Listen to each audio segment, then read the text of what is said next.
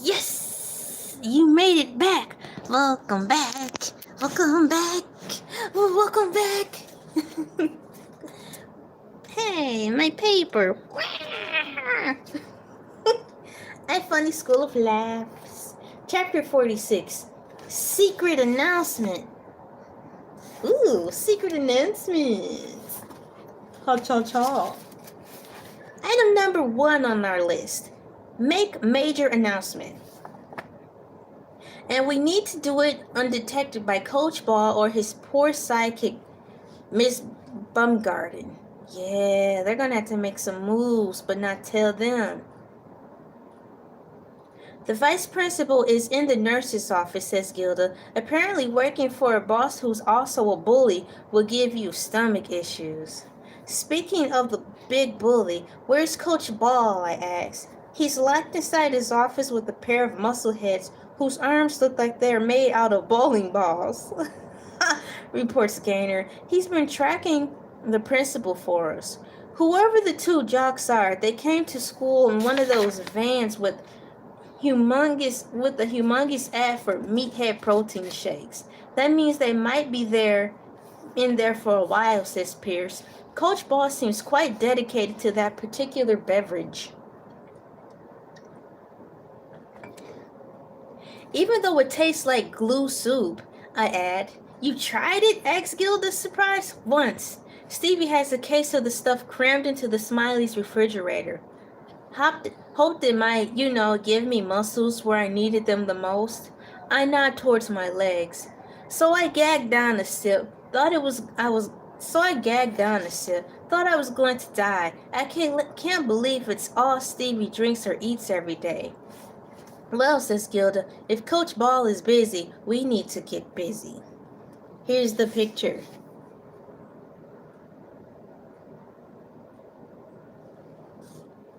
Coach says while I'm in training, this is all I should eat. Too bad the bottle caps are the best tasting part. Ew, what a dummy. You don't eat the bottle caps. Nor eat the bottle. You drink the contents inside. Oh, moving forward. Fortunately, it's lunchtime. Half the school is in the cafeteria, and anything we tell them, they'll tell to the other half, who ate lunch later. I autographed an 8x10 glossy for Gus, the janitor. His daughter is a big fan of Jamie Funny. He brings me the cordless microphone they use for assemblies. You're not going to make another puddle, are you, kid? He asked before turning it over. No, sir, just a major announcement. And Coach Ball says it's okay? I can't lie, not really. Gus shrugs. Works for me. I'll be honest with you here, Jamie. I don't really like our new principal. He pinned me to the floor the other day. And there was a bathroom floor that needed mopping, if you catch my drift. Wow. I nod, so he'll spare me the gory details. Gus hands me the mic. Knock 'em dead, kiddo. I roll to the center of the room. Hey, everybody. Don't want to disturb your lunch. I know it was Beanie Weenie Day. Personal fave of mine. Anyway, I just wanted to let you know we are going to host a comedy showcase in the library this coming Friday. Silence. After my terrible comedy classes, I can't blame them for doubting me. I even doubted myself. Gilda grabs the microphone from me. One of our lucky participants will be chosen at random to make a special walk-on appearance on the hit TV show Jamie Funny. Wow, I say when Gilda hands me back the mic. A walk-on? I wish I could play that part. Everybody laughs. Good one, Jamie, shouts Vincent O'Neill, who of course is sitting in the front row again. The guy always gets the best seats in the house. And this time I say, I'm not teaching any comedy classes. Woohoo, shouts Vincent. Nope, you guys are going to school me. I want to hear jokes about stuff that's never been joked about before. I want you to surprise me with fresh new material about subjects that you wouldn't think would be funny. Everything from archaeology to zoology and all the ologies in between. Why, asks Vincent. I guess I'm just tired of the same old knock-knock jokes and puns, and I want you guys to learn to find the funny in everything. That's the key. Wait a second, says Max Gardner, a kid in the 7th grade. How are we supposed to make jokes about junk we don't know anything about? Easy, I say. The library. Do a little research. Remember, jokes start with a fact or observation. And all you have to do is give it a little twist or a funny spin. And don't forget, everything you've ever wanted to know is in that room. All of it? Says Max Gardner skeptically. Okay, technically not everything, because like they say, people learn something new every day. But we've got enough information in there to launch a bazillion jokes, so let's get to work. Gilda grabs the microphone again. You heard, Jamie. Let's do it. Let's do it, people, she shouts. Show me the funny. Win a spot on a national TV show. Whole tables abandon their beanie weenies, dash up the hall to the library. If this TV director thing doesn't work out, I really think Gilda would be a better coach than Coach Ball. Not that it would be very hard. Wow, chapter 47. Looks like things are turning around. The title is called, oh cool, Nerdy Joke-a-thon. Oh, the cat, he's sleeping now. Finally, last two videos, he was running all over the place. He's asleep. For the next few days, the library is packed. Everybody is in their grabbing books and trying to work up jokes about subjects no professional comedian has ever joked about before. For instance, Adams. Seriously? When was the last time you heard a guy on TV joking about protons, neutrons, and electrons? #never.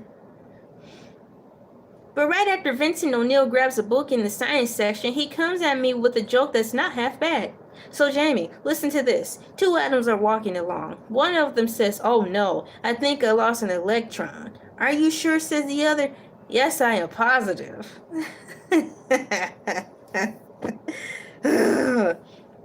If you haven't gotten to that part in science class yet, atoms change their charge from negative to positive when they lose an electron. Look, you're learning something. Consider this the world's funniest textbook. I've been checking out the history of ancient Rome, says Max Gardner. What you got? I asked him. How was the Roman Empire cut in half? I don't know. How? With a pair of scissors!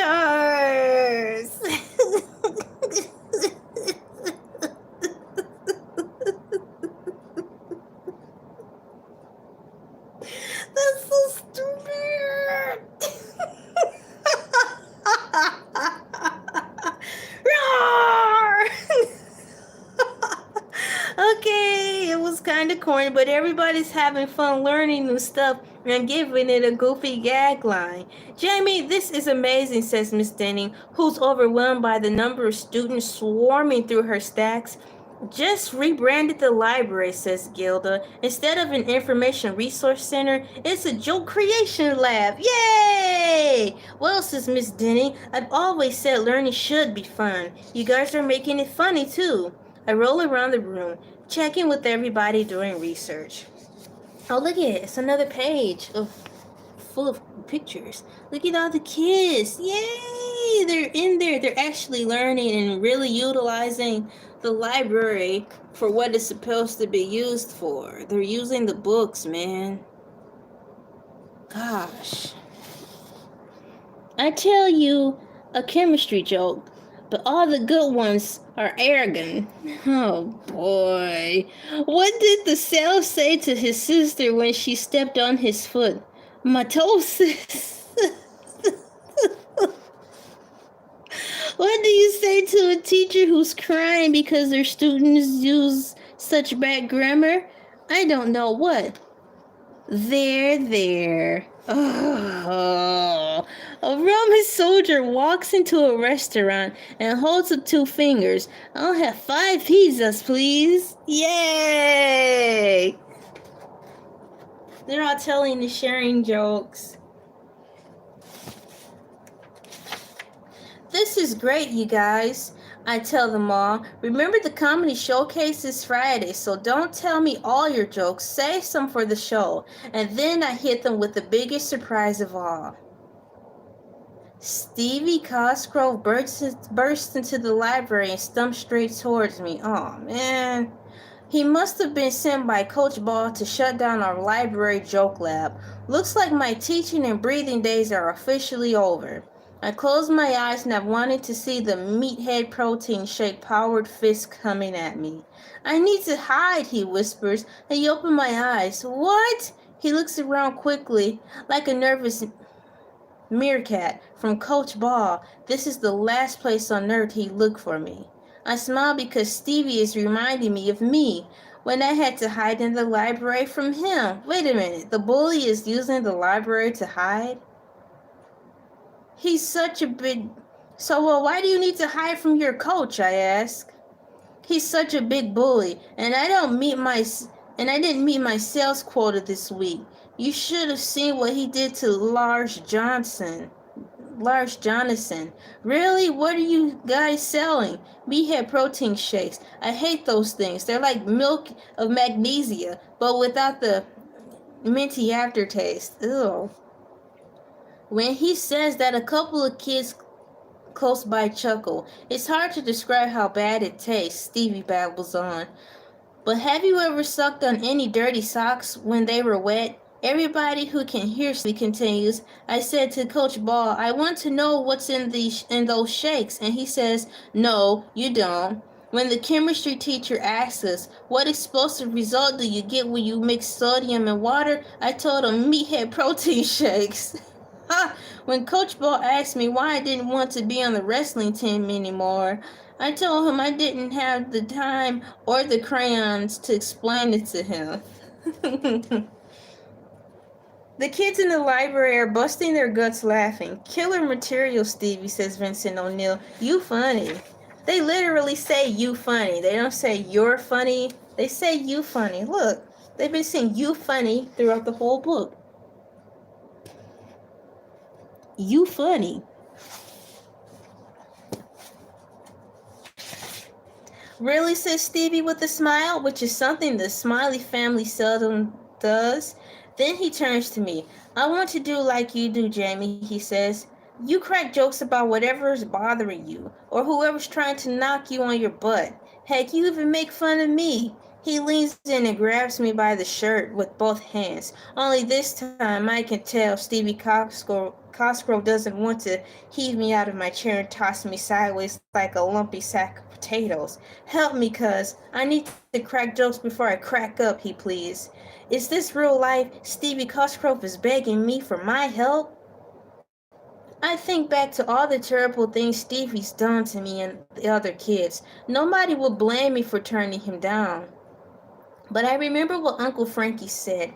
Everyone has their battles, and everyone deserves a chance. So I say the words I might regret for the rest of my life. No problem, Stevie. I tell him, welcome to the School of Laughs. No! Why? Here's the picture. Look it. Look it now. The shoe's on the other foot. Now he's crying and begging for help. The bully's asking the same guy he beat up and abused for help. Comedy to deal with my bully the way you dealt with yours. That was you. I know. He wants help now. He's panicking. Would you guys help the bully who bullied you?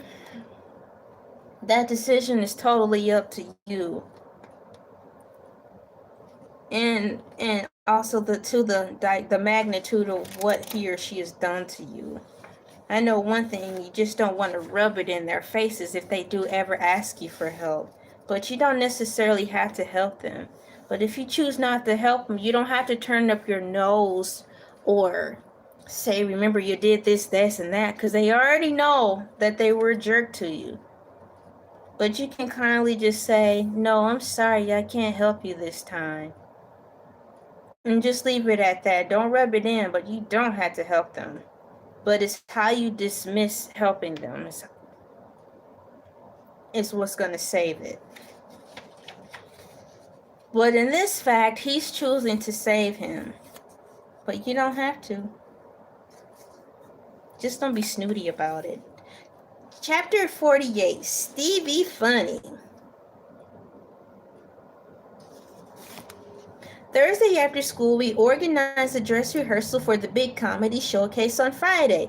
The day Miss Critchett and the rest of the school board will be coming back to see how many students are actually using the library. Oh, showtime. How many kids show up to the dress rehearsal? Just about all of them, everybody including Stevie Cosgrove, is having so much fun making jokes about what random but cool stuff they learned.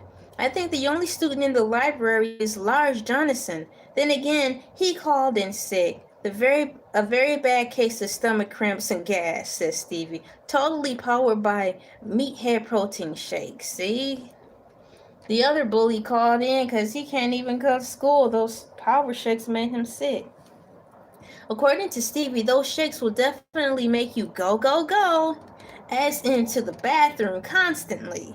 Lars drinks like 15 bottles a day, Stevie tells me. That's why his breath stinks so bad. It does, I ask? Big time, says Stevie. His breath is so bad, I never know whether to give him Tic Tacs or toilet paper. Dang.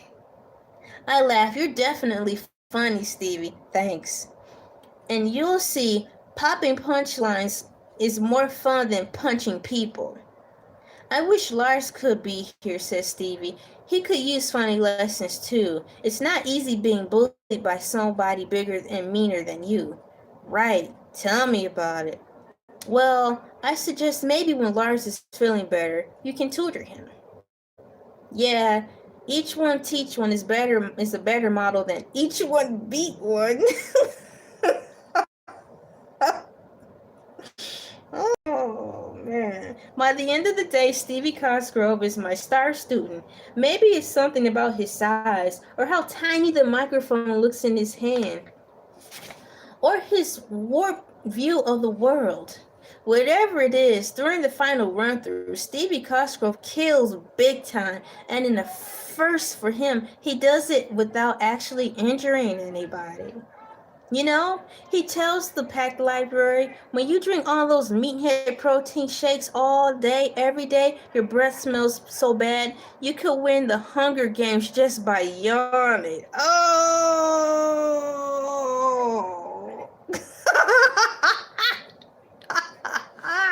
Frightening! Cool! Everybody's laughing instead of trembling with fear. A first for Long Beach Middle School's longest reigning bully. It's sort of fun to see Stevie work out all his bottled up hostility against Coach Ball. In the school of laughs, he's just cracking jokes, not cracking somebody's ribs. The other day he tells his audience, Coach Ball said, Stevie, I'm not supposed to let you wrestle anymore since you failed math, but I need you on the team. So what I need you to do is ask a math question, and if you get it right, you can stay on the team. I say, okay, Coach. He look at me in the eye and say, okay, concentrate really, really hard. What is 2 plus 2? I thought for a second and answered 4. Coach looked stunned. Did you say 4? He said it like he couldn't believe it. That's when Lars started screaming, come on, Coach, give him another chance.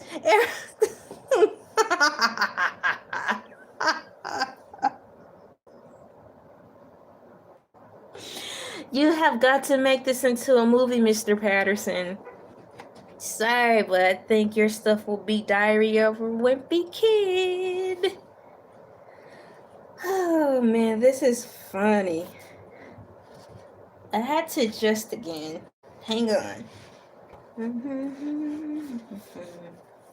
I look tiny now. Let me adjust the camera because I'm sitting back down on the floor. Okay. Me, I'm grinning from ear to ear. I'm glad I gave my cousin Stevie another chance. I'm also glad he let me live long enough to give it to him. All right, everybody, I say at the end of the run-through, tomorrow's the big day. We'll do the show for the school board during 7th period, and then Gilda will draw a name out of her hat to see which one of you will be a guest star on Jamie Funny when we start shooting our new shows. Is she going to pull it out of her Boston Red Sox hat? Asked Stevie. Yup, says Gilda, probably remembering the time not so long ago when Stevie threatened her with serious bodily harm for supporting the Boston team anywhere within 100 miles of a Yankee stadium. You got a problem with that, Stevie? Nope. It reminds me of a joke I just made up over in geography section. In the geography section. How do you know if somebody's from Boston? How, I ask. They think Philadelphia is the Midwest. Well, ain't it? I smile not just because Stevie's joke is semi-funny. Nope, I'm feeling super confident. Tomorrow, when those school board members show up and Miss Baumgarten makes her official tally of these kids, her official tally, all of these kids in this packed room, we're going to be okay because we're using the library to save the library. Yes, chapter 49, all the rage.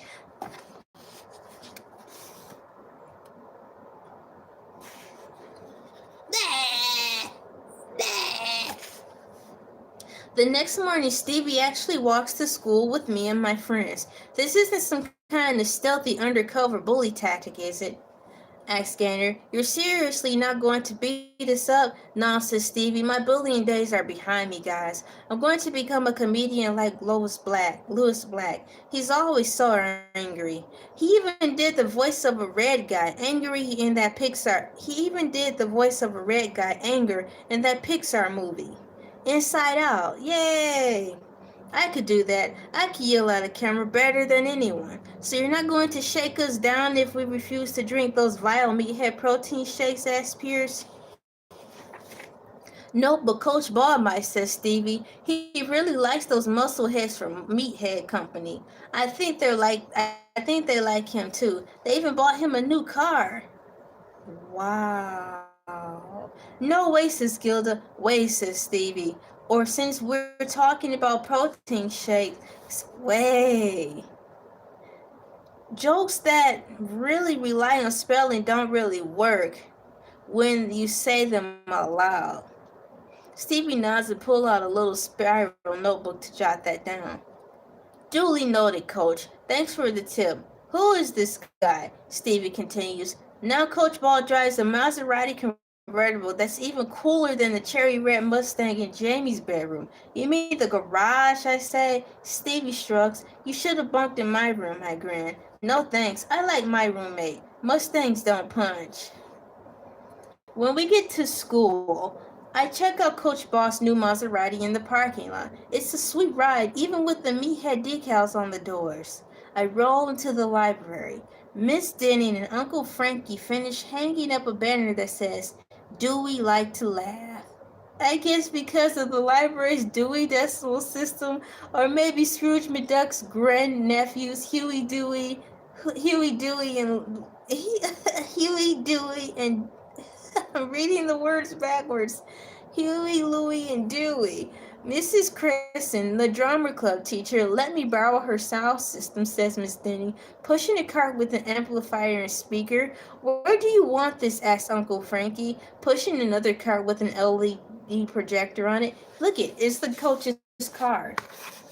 So that coach / principal got a company car. Probably because he sold so much of the meathead milkshake stuff, the protein shakes. He's got his own company car. Nice wheels, and I know wheels. That's the coach's new car. The protein shake people gave it to him. Park it over there, Francis, says Miss Denny. We'll turn it on later and use it as a spotlight for the kids. I love it, I say. Now you guys are improvising too. So when's the big show, Laura?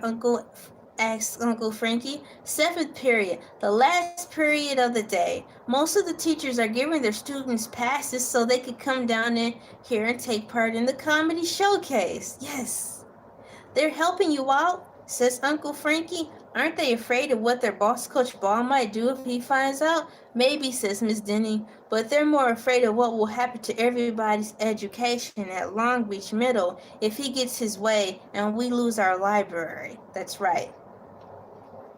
They're thinking about the bigger picture. Who knows what part of the school he'll get rid of next?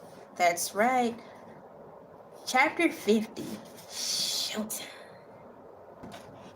So they're all coming together, facing their fears, forgetting about that stupid bully coach and thinking about the bigger picture. And that's saving the school as a whole and everyone's jobs. At lunch, kids all over the cafeteria are trying out their showcase material one last time. Some jokes are so funny, whole tables are rolling on the floor with laughter, which is usually my job.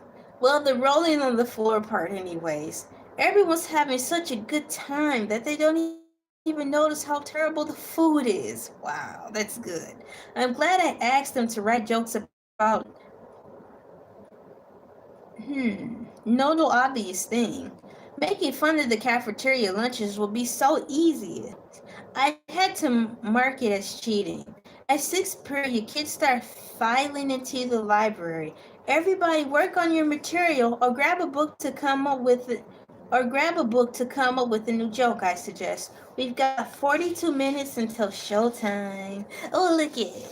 Another full page. Look at all the kids gathering around, socializing in the cafeteria, talking about what they've learned from their joke books. Today's the day. The past, present, and future walked into a restaurant. It was tense.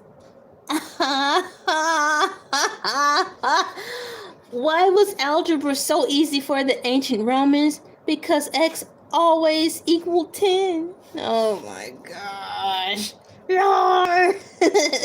Where does bad light end up? Where does bad light always end up? In a prison. My teacher said, name two pronouns. I said, who? Me? And the formula for H2O and the formula for ice is H2O cubed. Why did the two four skip lunch? Because they're already 8. We ain't hungry no more. We already ate. King Arthur's fastest night was circumference. He got that way from eating too much pie. I don't want to be baked into a pie. I don't like gravy, says the stupid chicken from the Chicken Run movie.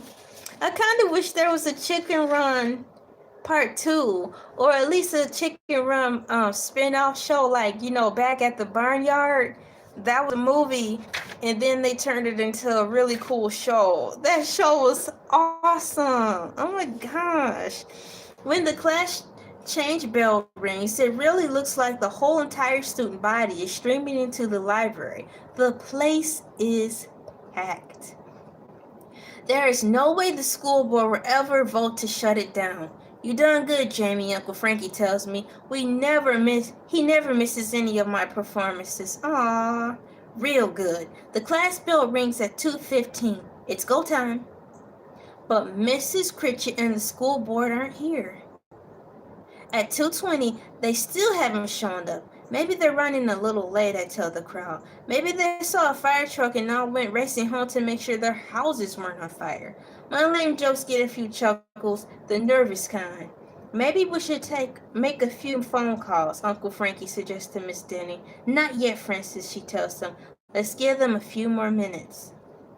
Finally, at 2:30, Miss Bumgarden marches into the library. The crowd parts. She comes to me, motions for the microphone. I hand it to her. Congratulations, Miss Denny, she says. You've certainly turned things around in here. Yes. This feels like real life to me. I can relate to his story, the ups and the downs, and you're fighting so hard keep something that should not have been taken away in the first place. I mean, why should you have to fight to keep a library open? You need a library. I think half the battle was wondering why you had to fight for something that's so important. Why would you take it away in the first place? It's like baffling. Why would you want to close a library? Now I have to fight to keep open something that we all need? This is stupid. So why does Waldo wear a striped shirt? Because he doesn't want to. I'm done. So why does Waldo wear a striped shirt? Because he doesn't want to be spotted.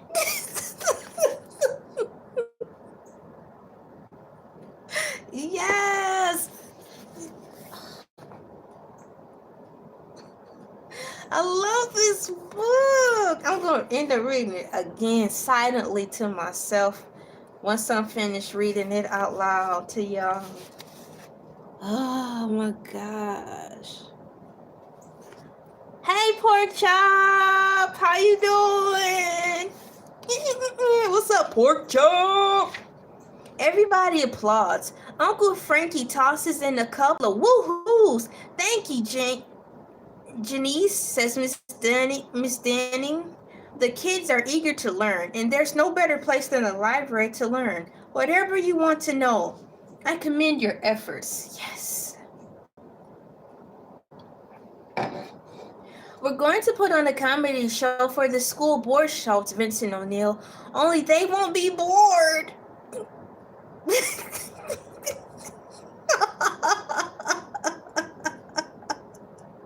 Only they won't be bored when they hear our jokes. Miss Baumgarten shakes her head. Sorry, children. There will be no comedy show today. The school board has been called into an emergency session. They will not be able to visit the library and have therefore, at Coach Ball's suggestion, decided to use my earlier library.